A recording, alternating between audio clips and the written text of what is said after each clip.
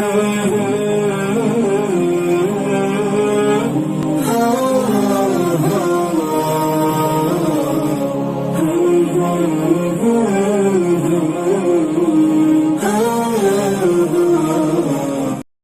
عليكم ورحمة الله وبركاته.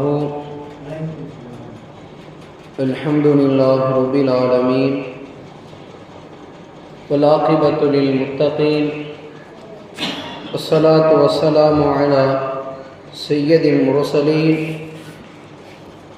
وعلى آله وأصحابه وأتباعه وأهل بيته كلهم أجمعين. أما بعد، فقد قال الله تعالى في كلامه القديم وفي الفرقان الحميد بعد أعوذ بالله من الشيطان الرجيم بسم الله الرحمن الرحيم. يقول سبحانه وتعالى في كتابه المجيد: واعبدوا الله ولا تشركوا به شيئا وبالوالدين إحسانا. صدق الله العلي العظيم. وقال نبينا محمد رسول الله صلى الله عليه وسلم: الجنة تحت أقدام أمهاتها.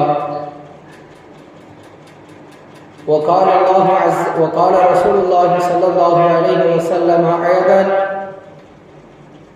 رضا الرب رضا الوالد وسخط الرب وسخط الوالد أو كما قال عليه الصلاة والتسليم. புகழ் அனைத்தும் நம்மை படைத்து பரிபாலிக்கிற எல்லாம் வல்ல அல்லாஹ் ஜல்லஷானஹு வ தஆலா அவனின் மீது உரித்தாகுக.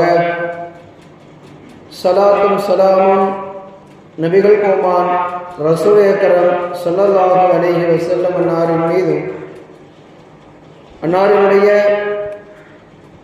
வழிமுறையை பின்பற்றி வாழ்ந்தமைந்த அத்துணை பேரின் மீதும், குறிப்பாக இந்த ஜும்ஆ தினத்தன்று பள்ளிவாசலை நோக்கி வந்திருக்கிற, இனி வர இருக்கிற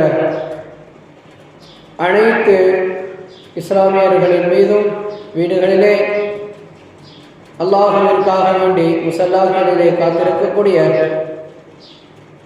அனைத்து பெண்மணிகளின் மீதும், முழு மனித சமுதாயத்தின் மீதும் அல்லாஹ்வினுடைய அனைத்து நலவுகளும் வற்றாமல் குன்றாமல் குறைவின்றி நிறைவாக நிரப்புக என்பதாக துஆ செய்தவனாக, கணேத்திற்கும் ஒரு மதிப்பிற்கும் உரிய அல்லாஹ்வின் நல்லடியார்களே, ஒரு சிறந்த மாதம் அல்லாஹ்வினுடைய தூதுவர் ஸல்லல்லாஹு அலைஹி வஸல்லம் சொல்லுவார்கள்: ரஜபுன் ஷஹருல்லாஹ். ரஜப் என்பது அல்லாஹ்வினுடைய மாதம். ஷஅபான் ஷஹ்ரி. ஷஅபான் மாதம் என்பது என்னுடைய மாதம். ரமதான் ஷஹர் உம்மத்தி. புனிதமிக்க மேன்மிக்க ரமதான் மாதம் அது என்னுடைய உம்மத்திற்கானது என்பதாக அகிலத்தின் அடிப்படையால் பெருமானார் ஸல்லல்லாஹு அலைஹி வஸல்லம் அவர்கள் சொல்லி காட்டுவார்கள். அல்லாஹ்வுடைய பெரும் உதவியை கொண்டு நீங்களும் நானும் உலகமெங்கும் இருக்கிற முஸ்லிம் சமுதாயமும் சென்ற ரஜபினுடைய மாதத்தை நாம் பரிபூரணமாக அமல் செய்தோம். திலாவத்துல் குர்ஆன், ஸலாத்துல் வாஜிபா, வாஜிபத்து ஸலாத், வத்தஸ்பீஹ், வத்தஹ்லீல், வததக்குரு ஃபில்லாஹி தஆலா அஸ்ஸ வ ஜல்ல ஃபில் மஸ்ஜித். இப்படி பல அமல்களை நாம் சென்ற மாதத்திலே வழிகாட்டுதலின் அடிப்படையில் நாம் செய்து முடித்தோம். அல்ஹம்துலில்லாஹ். ஷாபானுடைய மாதம் துவங்கிவிட்டது. ஷாபானுடைய மாதம் துவங்கிவிட்டால் முஹம்மது ரசூலுல்லாஹி ஸல்லல்லாஹு அலைஹி வஸல்லம் அவர்களுடைய காரியங்கள் எப்படி இருக்கும் என்று பல சஹாபாக்கள் சொல்லுவார்கள். பெருமானார் ஸல்லல்லாஹு அலைஹி வஸல்லம் ஷஅபானை அடைந்து விட்டார்கள் என்றால் தங்களுடைய இபாதத்துகளை, வணக்க வழிபாடுகளை இறைவனுக்கும் அவர்களுக்கும் இருக்கிற தொடர்பை நெருக்கப்படுத்திக் கொள்வார்கள். பெருமானார் ஸல்லல்லாஹு அலைஹி வஸல்லம் அவர்கள் பொதுவான காலத்திலேயே அல்லாஹ்வினுடைய தொடர்பில் இருப்பதில் மிகவும் மிகவும் அவர்கள் முக்கியத்துவம் கொடுக்கக்கூடியவர்கள். அல்லாஹ்வினிடத்திலே நெருங்கி இருக்கக்கூடிய உலகெங்கும் வாழ்ந்து முடித்த வாழுகிற இனி வாழப்போகிற அத்துணை நல்லடியார்களில் நம் பெருமானார் ஸல்லல்லாஹு அலைஹி வஸல்லம் மிகவும் சிறந்தவர்கள். அந்த அடிப்படையில் பார்க்கும் போதும் கூட இன்னமும் தன் ரப்பை நெருங்கக்கூடிய மனதை கொண்டவர்களாக, நெருக்கத்தை கொண்டவர்களாக பெருமானார் ஸல்லல்லாஹு அலைஹி வஸல்லம் இருப்பார்கள் என்ற செய்தியை நமக்கு நபித்தோழர்கள் வாயிலாக நமக்கு கிடைக்கப் பெறுகிறது. பெருமானார் ஸல்லல்லாஹு அலைஹி வஸல்லம் அவர்களும் நமக்கு வழிகாட்டுகிறார்கள். ஏன் இந்த மாதம் அவ்வளவு புண்ணியது, இந்த மாதம் அவ்வளவு சிறப்பு மிக்கது, இந்த மாதம் அவ்வளவு சங்கையானது. ஒரு முட்டாள் இந்த மாதத்தை வெறுமன விட்டுவிடுவான். ஒரு அறிவாளி இந்த மாதத்தை முழுமையாக பயன்படுத்திக் கொள்வான். ஏன்? அவனுக்கு தெரியும் இந்த மாதம் எவ்வளவு மகத்துவம் வாய்ந்தது, இந்த மாதத்திலே நாம் எப்படி வாழ வேண்டும், என்ன வழிமுறைகள் இருக்கிறது, என்ன செய்ய வேண்டும் என்ற யுக்திகள் புக்திகள் அவனிடத்திலே இருப்பதன் காரணத்தினால் அவன் வெற்றி பெற்று விடுகிறான். செயல்களிலே அவன் எப்படி ஆகிவிடுகிறான்? அழகானவனாக மாறிவிடுகிறான். அப்ப கண்ணியமானவர்களே, இந்த மாதத்தை நாம் முழுமையாக பயன்படுத்திக் கொள்ள வேண்டும். அந்த அடிப்படையில் ஒரு குர்ஆனினுடைய வசனத்தை கொண்டு நாம் நம்முடைய இந்த மாதத்தை, இந்த ஷஅபானுடைய முதல் ஜும்ஆவை நாம் துவங்க வேண்டும். கண்ணியமானவர்களே, அல்லாஹ் ஜல்ல ஷானஹு வ தஆலா தன் திருமறையிலே பேசுகிறான். 4வது அத்தியாயம் சூரத்து நிசா 36வது வசனத்துல வஅபுதுல்லாஹ், அல்லாஹ்வை வணங்குங்கள். முதல்ல அல்லாஹ்வை நம்ம வணங்கணும், அல்லாஹ்வை நம்ம நினைக்கணும். யார் நினைக்கிறா? இன்னைக்கு அல்லாஹ்வை வணங்குதல் என்ற விஷயம் இருக்கிறது முஸ்லிம்களிடத்திலே, மூமின்களிடத்திலே, மனிதர்களிடத்திலே மிகவும் குறைந்து போகிவிட்டது. இல்லா மாஷா அல்லாஹ், அல்லாஹ்வுடைய நாட்டம் கொண்டவர்கள் பள்ளிவாசலை நோக்கி வருகிறார்கள், பள்ளிவாசலிலே தங்குகிறார்கள், பள்ளிவாசலிலே நல்ல அமல்கள் செய்கிறார்கள். ஆனால் மிகுதமான மக்கள், நிறைய மக்கள் இன்னைக்கு பள்ளியினுடைய தொடர்பு இல்லாமல் இருப்பது மிகவும் நமக்கு சிரமமாக இருக்கிறது. பள்ளிவாசல் என்பது சடங்கு சம்பிரதாயத்திற்காக வேண்டி இருக்கக்கூடிய ஒரு ஸ்தலம் என்பதாக நினைத்துக் கொண்டிருக்கிறார்கள்.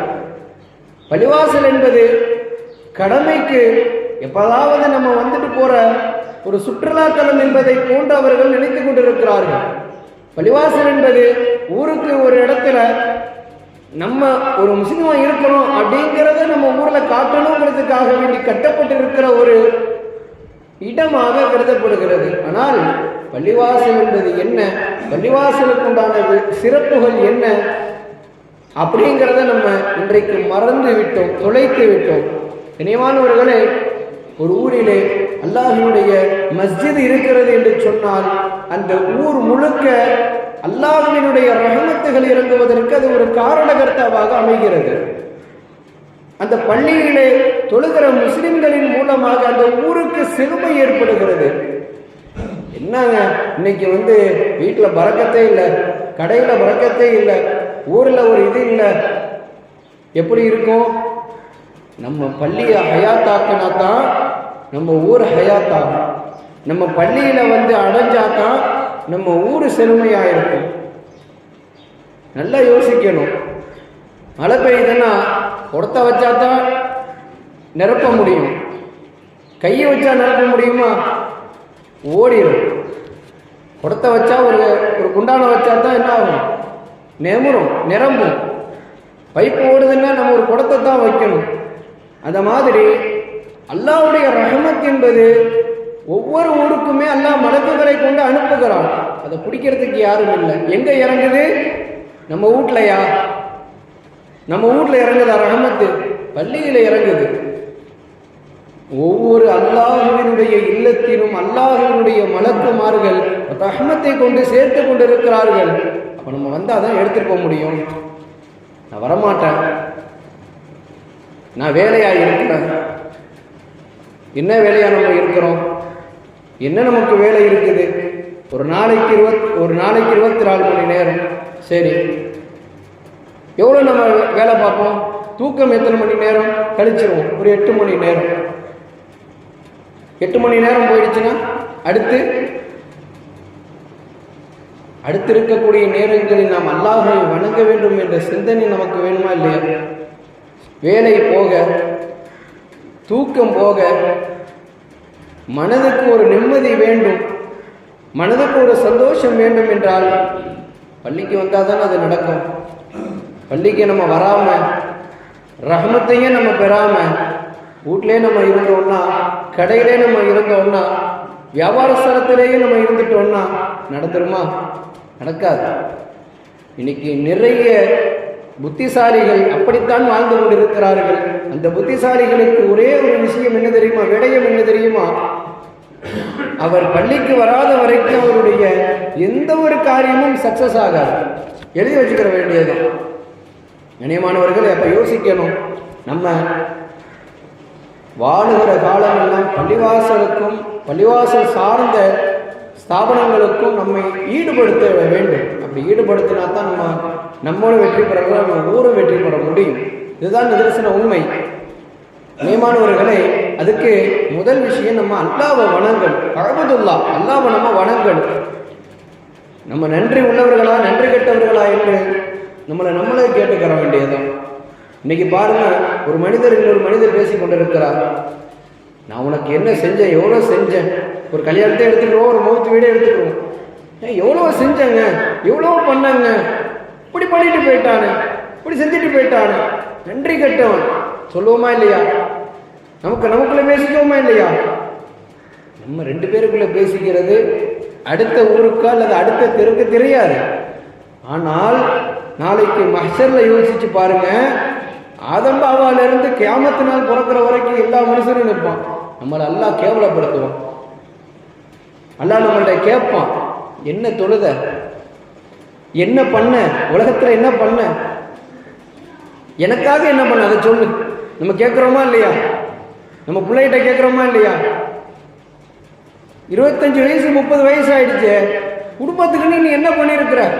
நம்ம அண்ணன் தம்பியை பார்த்து கேட்போமா இல்லையா? நான் வெளிநாட்டுக்கு போய் உழைச்சி சம்பாரிச்சு வீடு கட்டி வாசல் கட்டி எல்லாத்தையும் கட்டி மண்ணு கட்டி எல்லாமே பண்ணியிருக்கிற தம்பியை பார்த்து கேட்குற, நீ என்ன பண்ண? அந்த மாதிரி அல்லாஹ் நம்மளுக்கு கேட்போம். நாளைக்கு கியாமத்தில் கேட்போம், என்ன பண்ண எனக்காக சொல்ல முடியுமா? யா அல்லாஹ், யா அல்லாஹ், வியாபாரத்தில் இருந்தேன், அப்படி இருந்தேன், இங்கே இருந்தேன், அது இல்லை இது இல்லை. அந்த நேரத்தில் அல்லாஹ் என்ன செய்வான்? நம்மளை விட நேமத்து குறைஞ்சவங்களை கூட்டு வந்து நிப்பாட்டுவான். இப்போ நம்ம என்ன சொல்லுவோம்? வேலையாக இருந்தோன்னு சொல்லுவோம். அப்போ வேலை உள்ளவர்களில் எப்படி சிறந்தவர்கள் வாழ்ந்தார்கள்ங்கிற ஒரு உதாரணத்தை காட்டுவான். உடலில் உள்ள எல்லா உறுப்புகளும் உனக்கு சலாமத்தா கொடுத்தனே, இந்த நொண்டி நொடவனை பாரு, அவன் அமலை பாரு, எப்படி இருக்கு பாரு. எல்லா காரணத்தையும் அல்லாஹ் தகடுபடியாக ஆக்கி விடுவான். கடைசியா அல்லாஹ் கேட்பான், உன் ரப்புக்கு நீ நன்றி உள்ளவனாக நீ ஏன் வாழவில்லை? நன்றி கெட்டவனாக போனதற்குண்டான காரணம் என்ன? என்ன சொல்ல போறோம்? நம்மள்ட்ட என்ன பதில் இருக்குது? சொல்ல முடியும்? எதுவுமே இல்லை. அப்ப மறுமையை மறந்து வாழுகிற நாம் எப்பொழுது மறுமைக்காக வாழப்போகிறோம் என்ற கேள்வியோடு நாம் தினமும் அணுதினமும் நம் தலையை விட்டு நம் தலையை தூக்கிட வேண்டும், தலையிலில் நம் தலை வைத்திட வேண்டும். அப்படி வாழக்கூடிய கவலை உள்ள மக்களுக்கு அல்லாஹ் எல்லா விதத்திலேயுமே பரக்கத்தை செழுமையாக ஆக்கி தருவான். அப்ப அல்லாஹ் நம்ம என்ன செய்யணுங்க? பணங்கள் அல்லாஹ்வுக்காக வேண்டி நம்ம ஆகணும். அதாவது வருஷம் முழுக்க நம்ம உழைச்சோம், வீடு கட்டணும், எல்லாம் செஞ்சோம், அல்லாஹ்வுக்காக என்ன செஞ்சோம்? அந்த கேள்வி நம்ம கேட்கணுமா இல்லையா? எப்போ கேட்டுக்க போறோம்? நம்ம அதை 80 வயசுலையா 60 வயசுலையா? இன்னைக்கு மனிதனுடைய வாழ்க்கை அப்படித்தான். வெளிநாட்டிற்கு சஃபருக்காக போகிறார்கள், தன் குடும்பத்திற்காக, தன் குழந்தைக்காக, தன் மக்களுக்காக, தன் உறவினர்களுக்காக, தன் ஊருக்காக, தன் நாட்டுக்காக இப்படி தன்னை மெழுகுவர்த்தி போன்று உருக்கிக் கொள்கிற மனித சமுதாயம் அல்லாஹ்விற்காக வேண்டி எந்த விதத்தில் தன்னை உருக்கிக் கொண்டது என்ற கேள்வியை நம்ம ஒவ்வொருவர்களும் நமக்கிடத்தில் கேட்டுக்கொள்ள கடமைப்பட்டிருக்கிறோம். இப்போ அல்லாஹ்வினுடைய நல்லடியார்களை முதல் விஷயம் வஹ்மதுல்லா, அல்லாஹ்வை நம்ம வணங்கணும். அல்லாஹ்வை நம்ம வணங்கணும். அதுதான் நம்ம தவற விட்ட முதல் பெரிய விஷயமே. அந்த ஒரே ஒரு காரணத்திற்காக வேண்டி நாம் எத்துணை உறவை நாம் அல்லாஹ்விற்கு நாம் பாவ மன்னிப்பு கேட்டாலும் அதற்கு பகரத்தை நாம் என்ன செய்து விட முடியாது, கொடுத்து விட முடியவே முடியாது. இரண்டாவது கண்ணியமானவர்களே, ஒலா துஷ்ரிக்கு பிஹி ஷைஆ. இப்போ நம்ம வணங்குறோம் அப்படிங்கிறப்ப நமக்கு வணக்கம் அப்படிங்கிற ஒன்று நம்ம உள்ளத்தில் வந்துட்டாலேயே ஷிர்க்குங்கிற ஒன்று நம்ம உள்ளத்தில் இருக்காது. அல்லாஹ் வணங்குறோன்னு நம்ம போய் இருக்கிறோங்கிறப்ப நமக்கு ஷிர்க்கினுடைய சிந்தனையே நமக்கு போயிடும். அதனால அல்லாஹ்வை வணங்கணும். இரண்டாவது வபில் வாலிதைனி இஹ்சானா, நம்ம பெற்றோர்களுக்கு நம்ம உபகாரத்தோடு நடந்துக்கிறோம். நம்மளை பெற்றவங்களை நம்ம நல்லபடியாக பார்த்துக்கிறோம். அல்லாஹ் சொல்லுகிற அற்புதமான விஷயம் இது. நம்முடைய பெற்றோர்கள் அல்லாஹ்விற்கு அடுத்த கட்டத்தில் இருப்பதை நம் இந்த வசனத்தின் மூலமாக நாம் தெரிந்து கொள்ள முடிகிறது. அல்லாஹ் நினைத்திருந்தால் இந்த உலகத்திலே எத்தனையோ ரஹமத்துகளை கொண்டு அல்லாஹ் நம்மை இந்த உலகத்திற்கு அனுப்பியிருக்கிறான். எல்லாத்தையும் அல்லாஹ் குறைச்சிட்டு வபில் வாலிதைனி இஹ்சானா, பெற்றோருக்கு உபகாரம் செய்கின்ற செய்தியை அல்லாஹ் கொண்டு வருவதற்குண்டான காரணம் என்ன? நியமானவர்களை தெரிந்து கொள்ள கடமைப்பட்டிருக்கிறோம். தாயினுடைய தந்தையினுடைய சிரமத்திற்கு எந்த சிரமமும் ஈடு இல்லை. ஒரு மகனை பெற்றெடுத்து வளர்த்து வாலிபம் ஆக்கியவனுக்கு நிக்காக முடித்து கொடுத்து அல்லது அவளுக்கு நிக்காக முடித்து கொடுக்கிற வரைக்கும் ஒரு பெற்றோருக்கு பெரும் கடமை இருக்கிறது. இந்த சமுதாயத்திலே பெரும் ஒரு பங்களிப்பு இருக்கிறது. யாருக்குமே இல்லாத பங்களிப்பு ஒரு பெற்றோருக்கு இருக்கிறது. அதை நம்ம புரிஞ்சுக்கிறோம். ஆனால் இன்றைக்கு சர்வசாதாரணமாக நம்முடைய பெற்றோர்களை எந்த நிலைமைக்கு தள்ளி கொண்டிருக்கிறோம். ஒரு காலத்தில் பெற்றோர்களுக்கு உண்டான மதிப்பு மரியாதை என்பது மிகவும் மேன்மையாக கருதப்பட்டது. இன்றைக்கு பெற்றோர்கள் என்று சொன்னாலேயே அவர்களை கொலை செய்வதா அல்லது கொள்ளையை எடுப்பதா என்ற நிலைமைக்கு மாறிவிட்டது இந்த சமுதாயம், மனித சமுதாயம். பல சம்பவங்களை நம்ம பார்க்கிறோம். இணையங்களில் பல சம்பவங்கள் உலா வந்து கொண்டிருக்கிறது.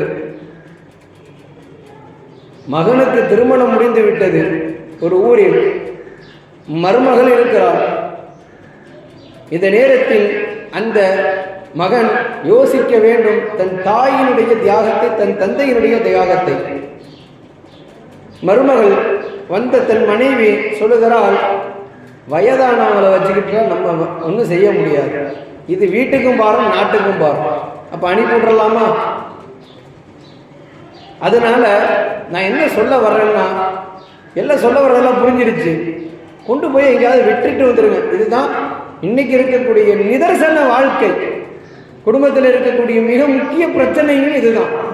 இதனாலேயே பல தலாக்குகள், பல ஹுலாக்கள் இந்த ஷரியத்தினுடைய கோட்டுக்கு வர்றதா ஷரியத் கவுன்சில் நமக்கு சொல்லிக் கொடுக்குது. பெற்றோர்களின் மூலமாக இருக்கக்கூடிய துன்பங்களின் காரணத்தினால் கணவன் மனைவி பிரிந்தார்கள் என்ற சட்டம் இன்றைக்கு நிறைய கட்டுக்கட்ட அடிக்க வச்சிருக்கிறாங்க. அல்லாஹ் அக்பர். அப்ப யோசிக்கணும். இந்த மகனும் என்ன செய்கிறான்? புதுசா வந்த மனைவிக்காக வேண்டி என்ன செய்கிறான்? தன்னை 10 மாத காலங்கள் கருவில் சுமந்த தாயை துறக்கிறான். தன்னை வாழ்க்கை ஃபுல்லா வச்சு வளர்த்த தன் தந்தையை துறக்கிறான். கொஞ்சம் யோசிக்கணும். அவங்க எதுக்காக வேண்டி நம்ம வெளியே அனுப்புறோம்? அதுவே நம்மளை வெளியே அப்பவே அனுப்பியிருந்தாங்கன்னா நல்லா யோசிங்க. வயது வந்த பிள்ளை வீட்டில் இருக்கிறது அழகு இல்லை, வேலைக்கு போனால் நம்ம தகப்பனர் அனுப்பிவிடுவார்.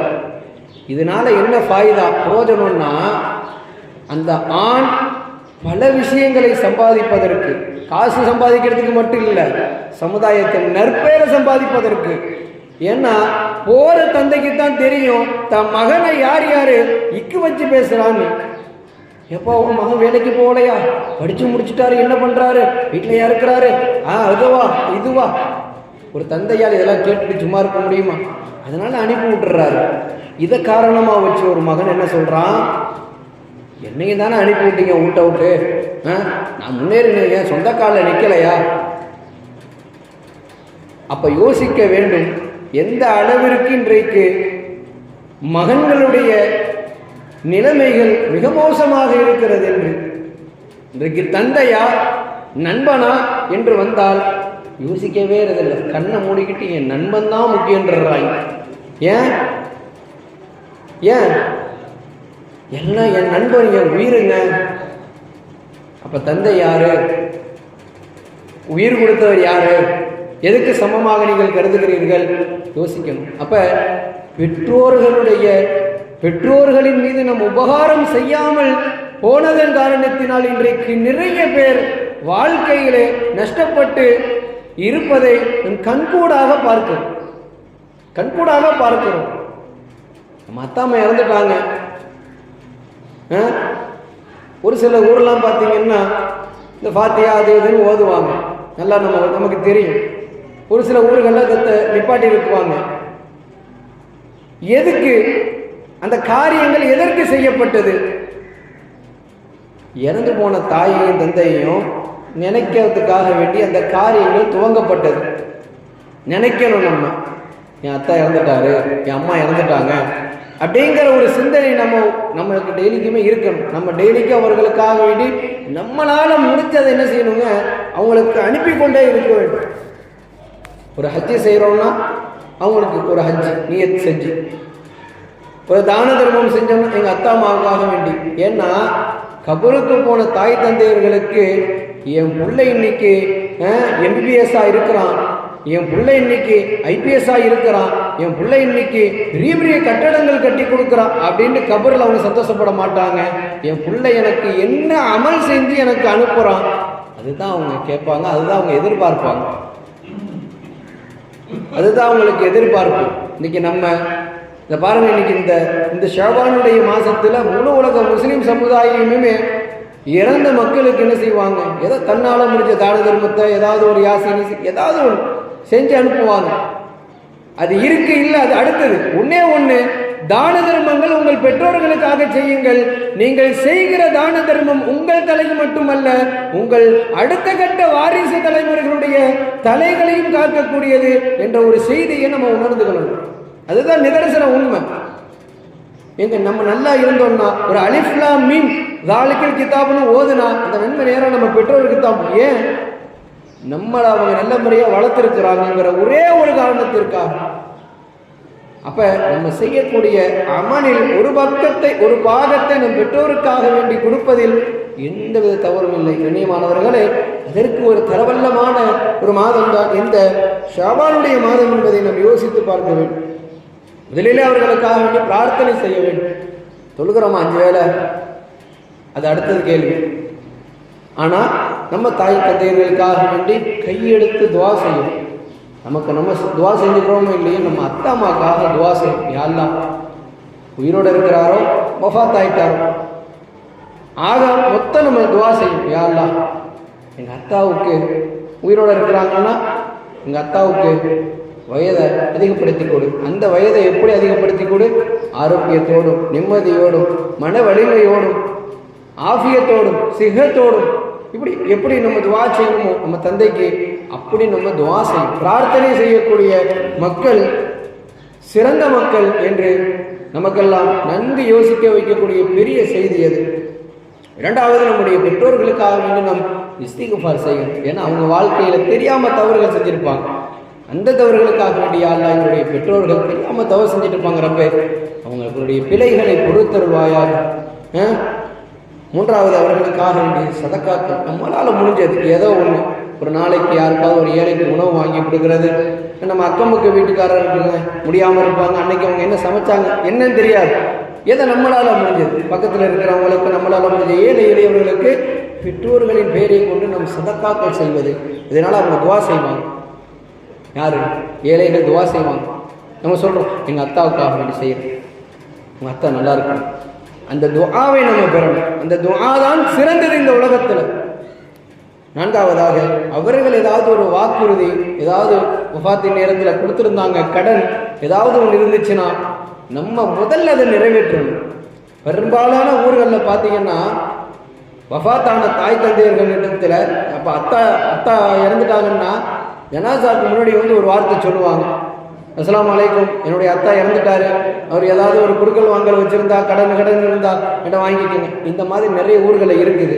அந்ததுனால நம்ம அத்தா ஏதாவது ஒரு கடன் வச்சுட்டு போயிட்டாருன்னா அதை நம்ம என்ன செய்யறதுங்க, நிறைவேற்றுறது. நாளைக்கு நம்ம அத்தா நம்ம என்ன செய்யக்கூடாது, மஹ்ஷரில் நின்றுக்கிட்டு என்னோடத்த வந்து நம்ம அத்தாட்ட கேட்போம், இவர் எனக்கு இவ்வளவு கொடுக்கணும், நன்மையாக கொடுத்துருங்கன்னு போனால் நம்ம அத்தா செஞ்ச நம்ம அதுதான். அதனால நிறைவேற்றி வேண்டும். ஐந்தாவதாக, நம்முடைய இரத்தபந்த உறவுகள், நம்ம அத்தாவை சார்ந்தவர்கள், அம்மாவை சார்ந்தவங்க இரத்தபந்த உறவுகள் இருந்தாங்களோ அவங்களை அனுசரித்து வாழணும்.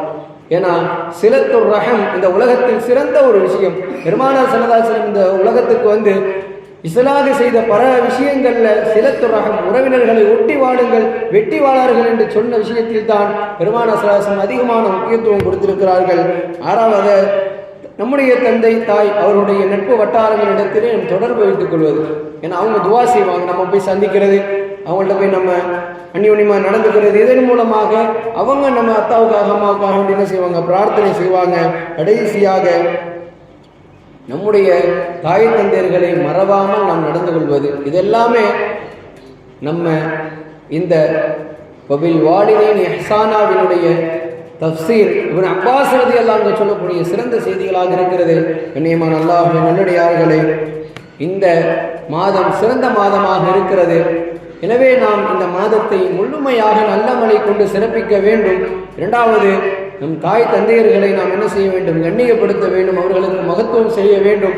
நம்மளால் முடிஞ்சதை ஏதோ கொடுத்து செஞ்சு நம்மளும் இந்த உலகத்தில் நல்ல மாதிரியாக வாழ வேண்டும்.